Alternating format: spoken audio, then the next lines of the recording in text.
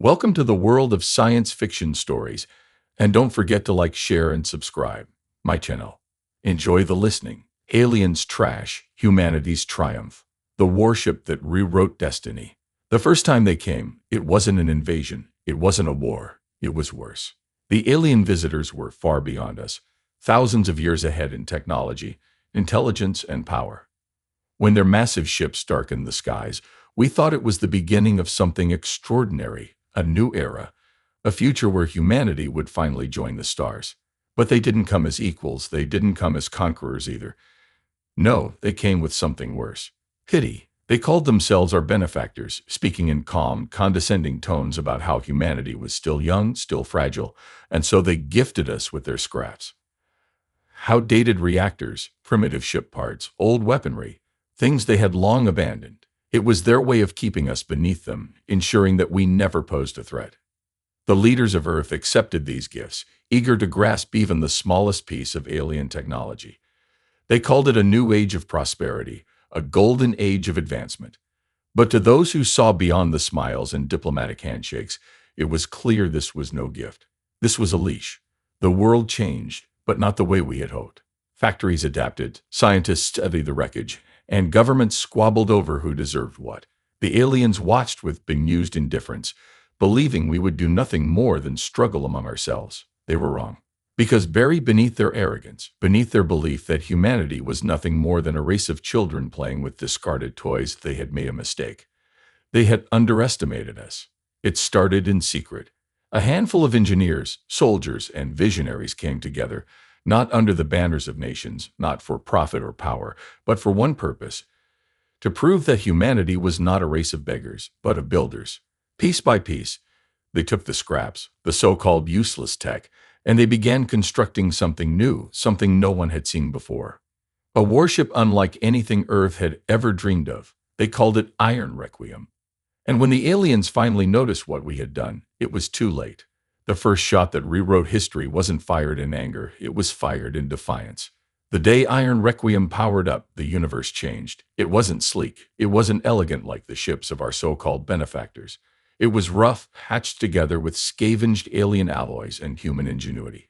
A monster of steel and fire.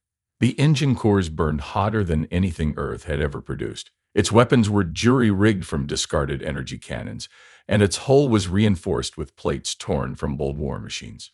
And yet, despite all its imperfections, it was ours. The people behind it had no illusions. They knew what this meant. The moment the aliens realized what we had done, they would not be amused. This wasn't some petty rebellion. This wasn't about defying authority. This was proof, undeniable proof, that humanity wasn't some helpless child in the cosmic scheme of things. We had taken their trash and built a monster. It started with an anomaly. The alien observers, floating in their pristine, untouchable stations above Earth, detected a surge of energy deep in the asteroid belt. Unfamiliar readings and unusual power signature. At first, they dismissed it as human incompetence, maybe an experiment gone wrong, another failed attempt to reverse engineer their gifts. But then Iron Requiem moved. The first test run was simple, nothing more than a drift through the debris field, its engines burning against the void. It should have been impossible. Humans weren't supposed to have ships of this scale, let alone one capable of war. Yet there it was, carving a path through space like a steel leviathan, something born not from privilege, but from sheer, brutal determination. The aliens noticed. A single scout ship, small and sleek, was dispatched to investigate. Its pilot approached cautiously, scanning the structure before it. The readings didn't make sense. This ship was nothing like theirs, an amalgamation of crude technology and mismatched components. But deep inside the scout's calculations, behind all the arrogance, was something else: fear. The humans weren't meant to be capable of this. Not yet, not for centuries. The scout opened a channel. The message came in their usual diplomatic, measured tone. Humans, this is a violation of the technological regulations. You are in possession of unauthorized constructs. Power down your vessel and prepare for inspection. No response. The pilot repeated the command, this time with a sharper edge. Human vessel, acknowledge. You are in breach off. The ship's cannons roared. A single shot, a blazing spear of energy burning through the void, slamming into the scout's hull.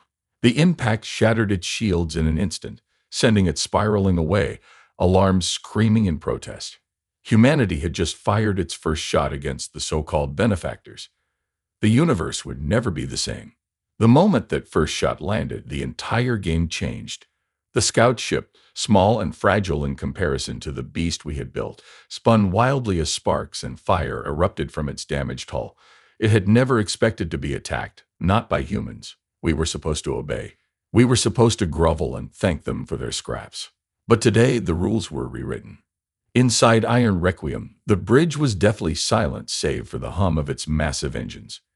Every eye was locked onto the external monitors, watching as the alien scout struggled to regain control. Then the transmission came through again, but this time there was no arrogance, no condescension, only stunned disbelief. Human vessel, cease fire. This is an act of aggression.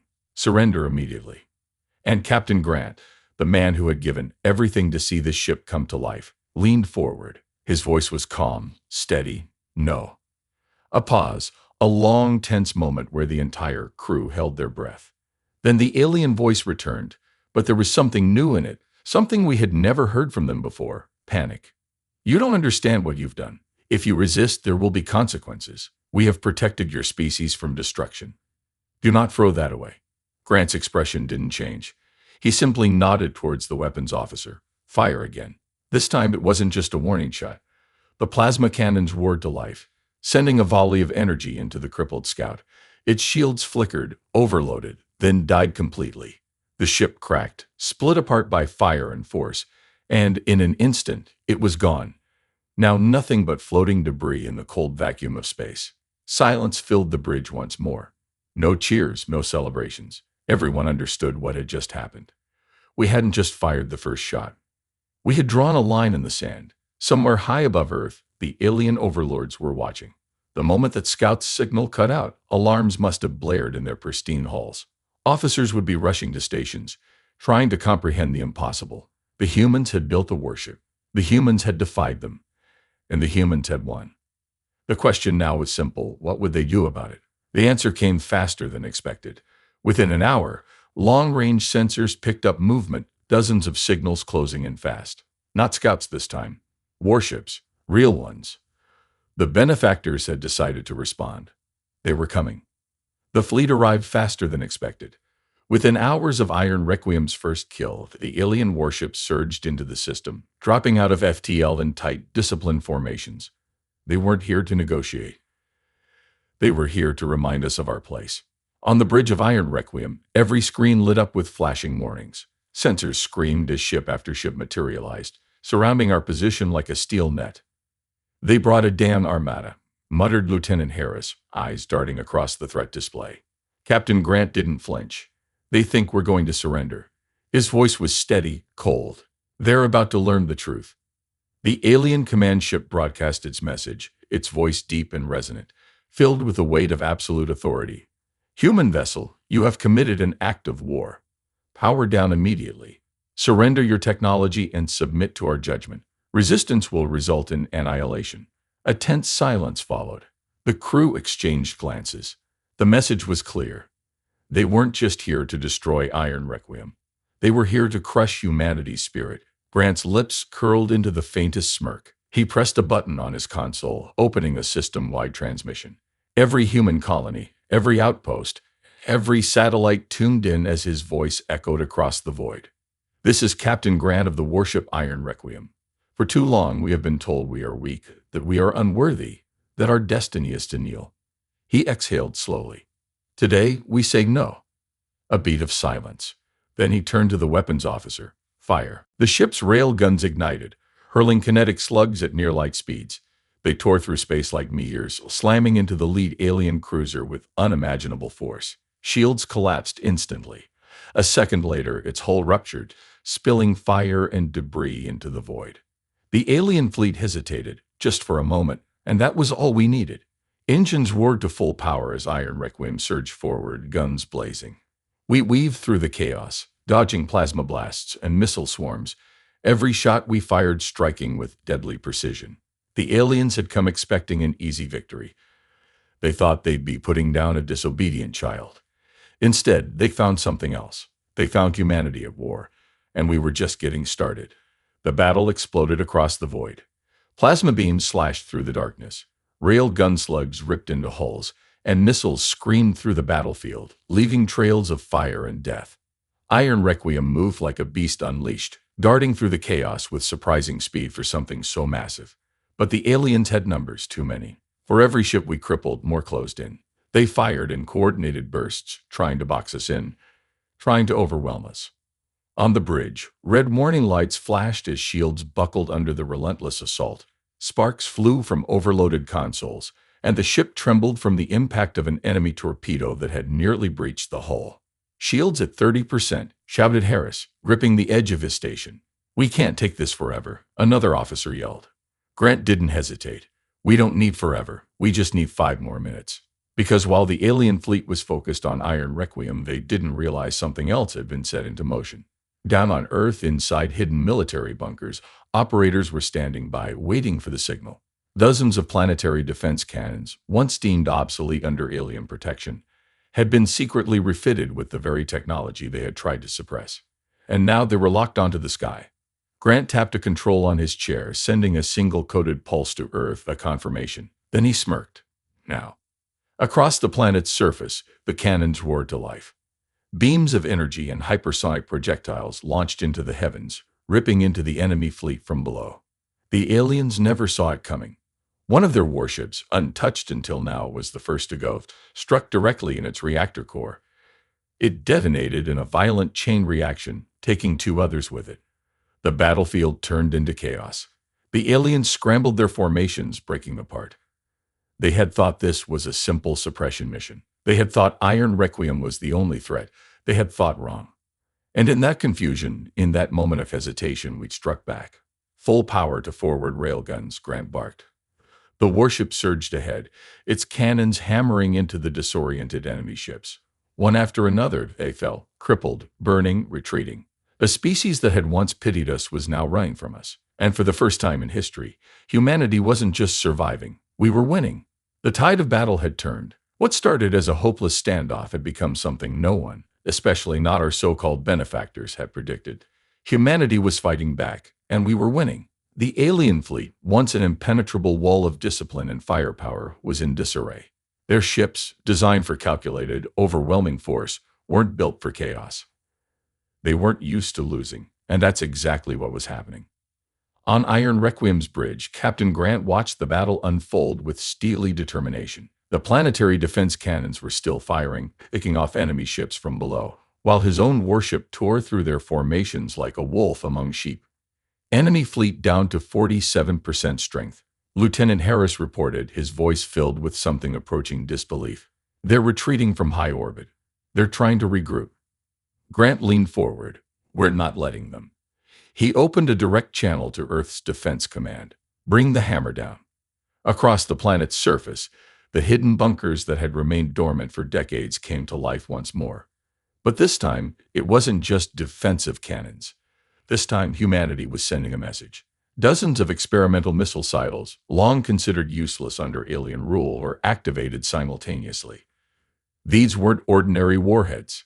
They had been quietly upgraded with salvaged alien tech, repurposed energy cores, and human ingenuity.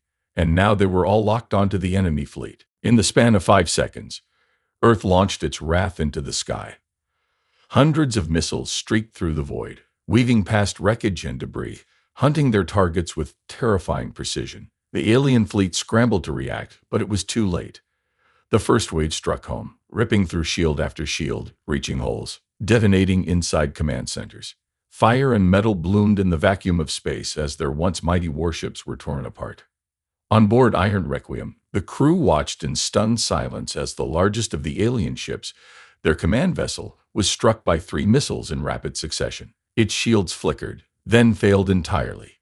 A final warhead slammed into its reactor core. For a split second, there was nothing but eerie stillness. Then the ship imploded, folding in on itself before a blinding explosion consumed it from the inside out. A shock wave rippled through space, scattering debris in all directions. And just like that, their leadership was gone. The remaining alien ships panicked. Some tried to fight, but their weapons were firing wildly, their formations shattered. Others turned and fled, burning hard to escape Earth's gravity well. their once arrogant presence reduced to a desperate retreat. The Bridge of Iron Requiem erupted into cheers, but Grant didn't celebrate, not yet. His eyes were locked on the retreating ships. They wouldn't take this humiliation lightly. This was only the beginning. The remnants of the alien fleet scattered, their once mighty warships limping away like wounded animals. Where they had once hovered above Earth as untouchable overlords, now they fled, their arrogance shattered, their authority burned away in fire and debris.